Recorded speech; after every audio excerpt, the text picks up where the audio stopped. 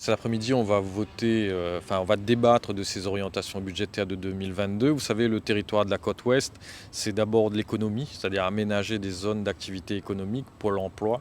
pour faire à ce qu'on puisse vivre sur le territoire, travailler et habiter. Et là aussi, on est en train de travailler sur des projets majeurs d'aménagement urbain,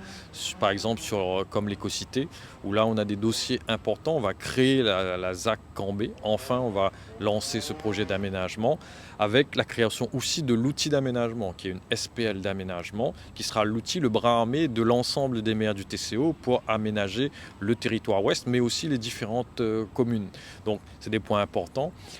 Par ailleurs, sur les déplacements, sur la question des déchets, donc nous allons continuer notre travail et sur la question par exemple du refuge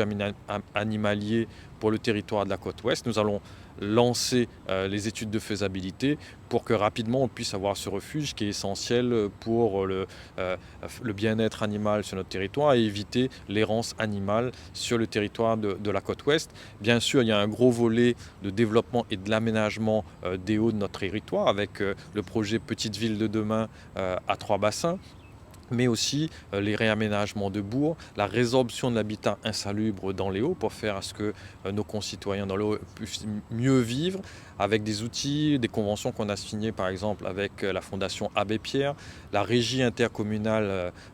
qui permettra de résorber cet habitat insalubre et bien sûr l'ouverture sur la mer avec le confortement de nos portes plaisances dans l'ouest, puisque vous savez qu'on a la moitié des portes plaisances de la Réunion, sont des points importants. Et aussi la transition écologique avec notre gestion des milieux aquatiques et de la prévention contre les inondations sur la partie sensible Hermitage, mais aussi sur le secteur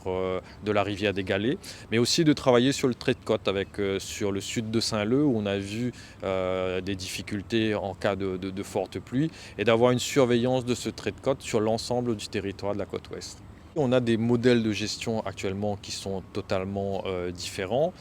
Il y a la question de la ressource et ce que nous coûte cette ressource pour la transformer et faire ce que ça arrive au robinet. Donc sur la gestion de la ressource en général, notre travail c'est de voir à quel moment on peut substituer le prélèvement dans le milieu au basculement de l'eau qui nous permet de préserver cette ressource et peut-être aussi d'avoir un prix de l'eau qui soit le plus bas possible pour l'ensemble du territoire. Au port, on a l'eau le plus bas. À Trois-Bassins, par exemple, on a le lot le plus haut de toute la Réunion. Savoir comment créer ces convergences en travaillant sur les outils et en ayant le maximum de subventions pour diminuer ces investissements et pour faire qu'en 2024-2025, on puisse avoir une convergence de ces outils de